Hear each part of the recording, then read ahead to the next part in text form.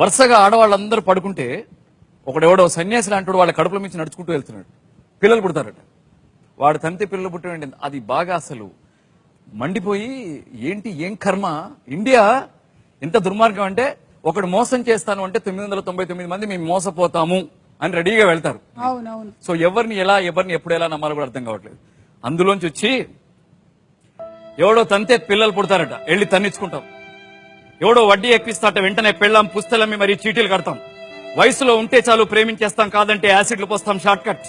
దారి కాచి రేపులు చేస్తాం, నలుగురం ఒకేసారి ఎంజాయ్ చేస్తాం. కబ్జాల కోసం మర్డర్లు చేస్తాం. లాభసాటి వ్యాపారం, విద్య, వైద్యం అని లెక్కలు వేస్తాం.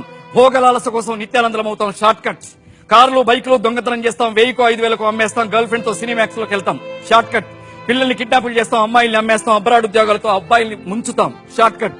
ఒకే భూమిని 10 మందికి అమ్ముతాం. నకిలీ మందులు తయారు చేస్తాం. డ్రగ్స్ అమ్ముతాం. మత్తు తలకెక్కిస్తాం. స్వర్గపు టంచుల్లో ఊరేగుతాం. Short cut. దొంగ నోట్లు ప్రింట్ చేస్తాం. మనుష్యవాళ్ళతో వ్యాపారం చేస్తాం. 4 పీకుతాం. గల్లీ లీడర్ అవుతాం. 4 లెక్చర్లు ఇస్తాం. ఢిల్లీ కంట్లో పడతాం. Short cut. Rowdyism, goondaism, brokerism, factionism, ఏదో ఒక ఇజం షార్ట్ కట్ లో పైకెడతాం.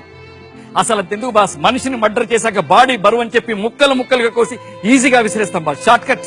సిగ్నల్ పడితే వెయిట్ చేయం. ఫుట్పాత్ నుంచి బైక్ తీసుకుని రైమని వెళ్ళిపోతాం. అందరికంటే ముందుకు తీసుకెళ్తాం. పట్టుకుంటే కొడతాం, లేదంటే 100 కొడతాం. Short cut. కొంతమంది యువకులం పుట్టుకతో మీద అసలు మా పుట్టుకే షార్ట్ కట్ బాస్. మా అమ్మలు పురిటి నొప్పులు భరించలేరని పాపం డాక్టర్లు షార్ట్ కట్ లో ఆపరేషన్ చేస్తే పరిగెత్తుకొచ్చాం.